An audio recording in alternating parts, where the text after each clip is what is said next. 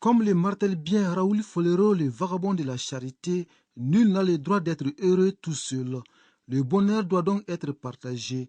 N'est-ce pas là tout le sens du mois de la solidarité et de la lutte contre l'exclusion? Pour que les valeurs de solidarité, les valeurs d'entraide et les valeurs vraiment en fait de vivre ensemble puissent vraiment être mises en exergue et puissent vraiment servir encore de fondement pour notre société.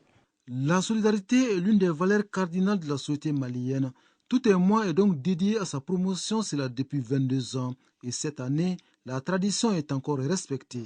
Cette 22e édition a des particularités. Le mois sort de la charité, parce que le mois de la solidarité, ce n'est pas un mois de charité.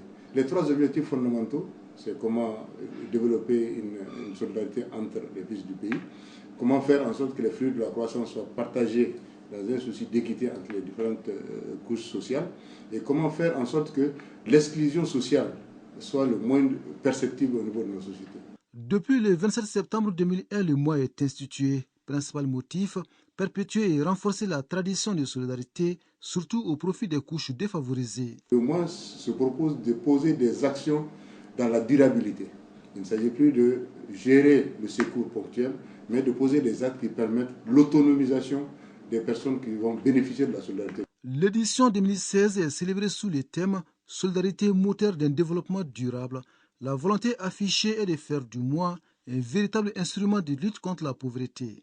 Faire en sorte que ceux qui bénéficient de la solidarité aujourd'hui puissent être demain ceux qui donnent de la solidarité. C'est pour cette raison qu'il faut allier solidarité à développement humain durable, car en dernier ressort, ce qui importe, c'est de donner les opportunités aux personnes vulnérables pour être les propres acteurs de leur propre développement.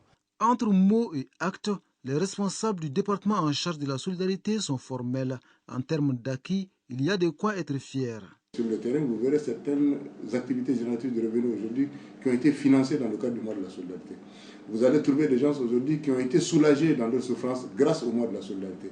Donc bref, on peut citer un nombre important d'acquis dans le cadre du mois de la solidarité. Certes, tout n'est pas parfait, c'est pourquoi la nouvelle dynamique qui intègre l'aspect genre, l'aspect enfant, l'aspect partenariat, l'aspect développement, va au-delà de la parole, mais c'est des actes que nous posons.